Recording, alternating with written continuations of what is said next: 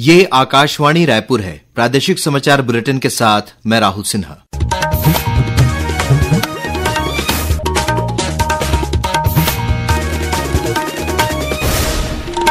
और अब पेश है आज के मुख्य समाचार।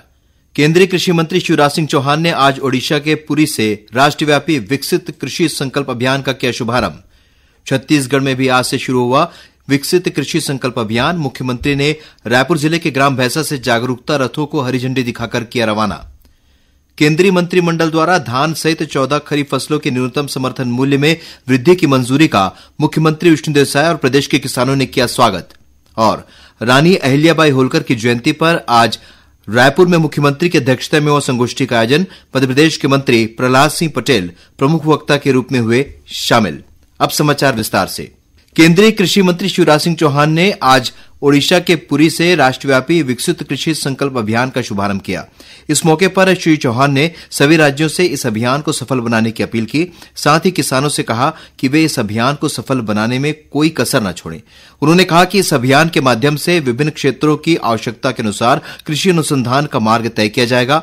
इस दौरान उन्होंने वैज्ञानिकों से अपील की कि वे किसानों की ज्यादा से ज्यादा मदद करें। यह कार्य देश सेवा से कम नहीं है।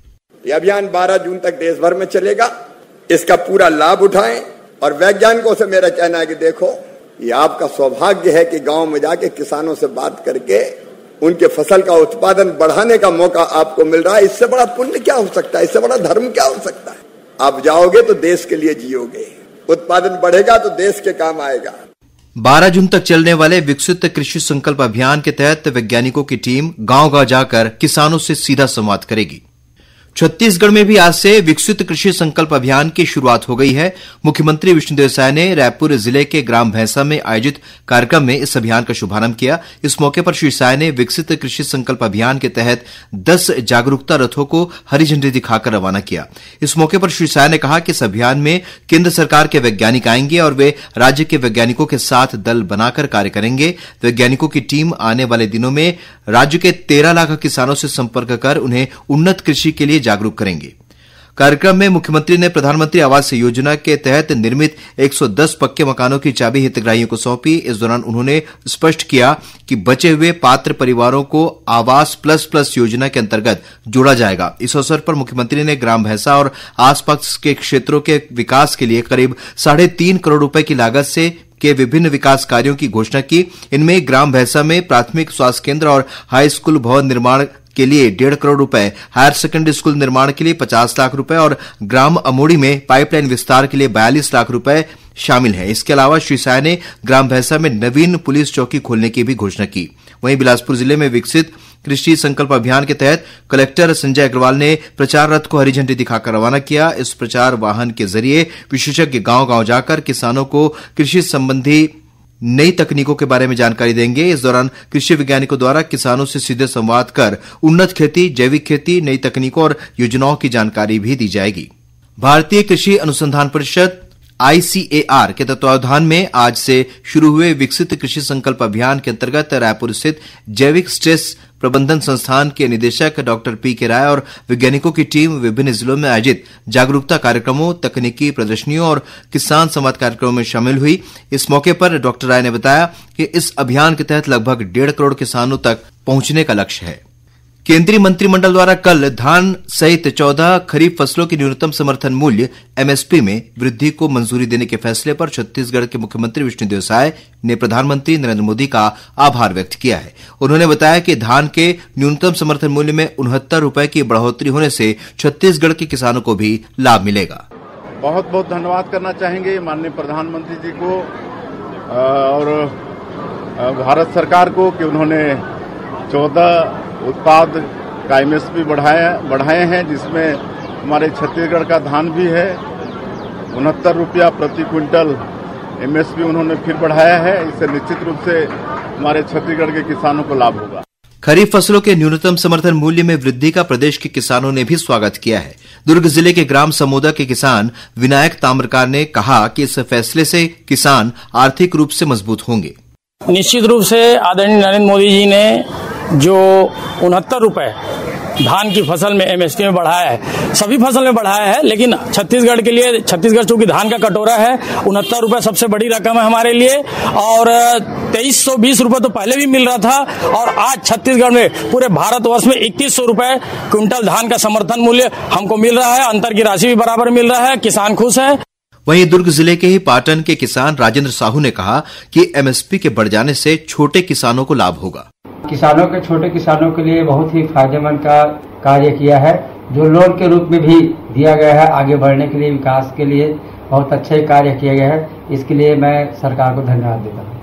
प्रादेशिक समाचार आप आकाशवाणी रायपुर से सुन रहे हैं। रानी अहिल्याबाई होलकर की 300वीं जयंती पर आज मुख्यमंत्री के रायपुर स्थित निवास में संगोष्ठी का आयोजन किया गया। कार्यक्रम की अध्यक्षता मुख्यमंत्री विष्णुदेव साय ने की। वहीं मध्य प्रदेश के पंचायत और ग्रामीण विकास मंत्री प्रहलाद सिंह पटेल ने प्रमुख वक्ता के रूप में संगोष्ठी को संबोधित किया। इसमें केंद्रीय आवासन और शहरी कार्य मंत्री तोखन साहू और कृषि मंत्री रामविचार नेताम भी शामिल हुए। संगोष्ठी में विभिन्न वर्गों के बुद्धिजीवी, समाजसेवी, डॉक्टर, इंजीनियर, आर्किटेक्ट, वकील और साहित्यकार भी मौजूद थे। इस अवसर पर मुख्यमंत्री ने राजमाता रानी अहिल्याबाई होलकर के योगदानों को याद करते हुए उन्हें भारत की सांस्कृतिक एकता और सुशासन का प्रतीक बताया। वहीं मध्यप्रदेश के पंचायत और ग्रामीण विकास मंत्री प्रहलाद सिंह पटेल ने कहा कि रानी अहिल्याबाई होलकर ने अपने 28 वर्षों के शासनकाल में धर्म सत्ता और न्याय सत्ता की आवाज बुलंद की।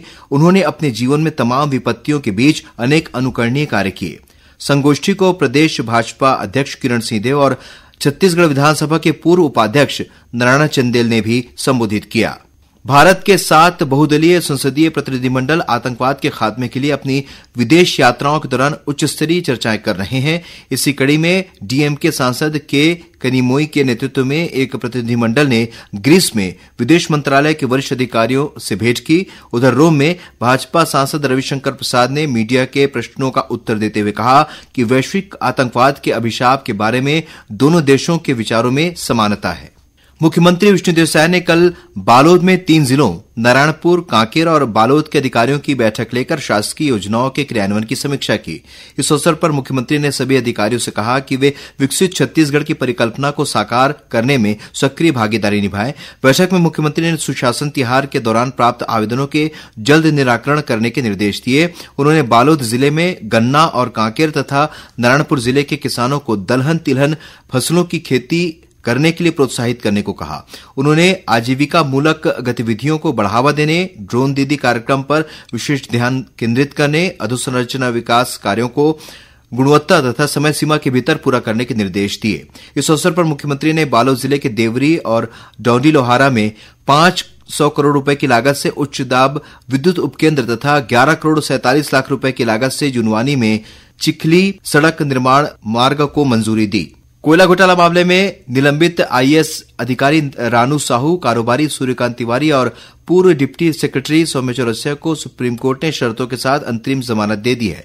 हालांकि इन सभी आरोपियों को ईओडब्ल्यू में दर्ज अन्य मामलों की वजह से जेल में ही रहना होगा। सुप्रीम कोर्ट ने अंतरिम जमानत देते हुए यह शर्त रखी कि तीनों आरोपी छत्तीसगढ़ में नहीं रहेंगे क्योंकि उनके द्वारा गवाहों को प्रभावित करने की आशंका है। सुप्रीम कोर्ट के न्यायाधीश सूर्यकांत और दीपांकर दत्ता की डबल बेंच ने मामले की सुनवाई करते हुए निर्देश दिया कि यदि कोई भी आरोपी गवाहों को प्रभावित करने, सबूतों के साथ छेड़छाड़ करने या जांच में बाधा डालने की कोशिश करता है तो राज्य सरकार अदालत में आवेदन देकर उनकी जमानत रद्द करवा सकती है। और अब पेश है मौसम का हाल। दक्षिण पश्चिम मानसून का आगमन छत्तीसगढ़ के दंतेवाड़ा जिले में हो गया है। मौसम विभाग के अनुसार अगले 2-3 दिनों में दक्षिण पश्चिम मानसून छत्तीसगढ़ के कुछ और हिस्सों के साथ ही उत्तर पूर्व के बचे हुए राज्यों ओडिशा और पश्चिम बंगाल के कुछ भागों में पहुंचेगा। इसके असर से प्रदेश में अनेक स्थानों पर हल्की से मध्यम वर्षा होने अथवा गरज चमक के साथ छींटे पड़ने की संभावना है। इस बीच आज शाम रायपुर में हल्की बारिश हुई। वहीं गौरेला पेंड्रा मारवाही जिले में तेज हवाओं के साथ भारी बारिश होने के समाचार मिल रहे हैं। अंत में मुख्य समाचार एक बार फिर। केंद्रीय कृषि मंत्री शिवराज सिंह चौहान ने आज ओडिशा के पुरी से राष्ट्रव्यापी विकसित कृषि संकल्प अभियान का किया शुभारंभ। छत्तीसगढ़ में भी आज से शुरू हुआ विकसित कृषि संकल्प अभियान। मुख्यमंत्री ने रायपुर जिले के ग्राम भैंसा से जागरूकता रथों को हरी झंडी दिखाकर किया रवाना। केंद्रीय मंत्रिमंडल द्वारा धान सहित 14 खरीफ फसलों के न्यूनतम समर्थन मूल्य में वृद्धि की मंजूरी का मुख्यमंत्री विष्णुदेव साय और प्रदेश के किसानों ने किया स्वागत। और रानी अहिल्याबाई होलकर की जयंती पर आज रायपुर में मुख्यमंत्री की अध्यक्षता में हुआ संगोष्ठी का आयोजन। मध्यप्रदेश के मंत्री प्रहलाद सिंह पटेल प्रमुख वक्ता के रूप में हुए शामिल। इसी के साथ प्रादेशिक समाचार बुलेटिन समाप्त हुआ। नमस्कार।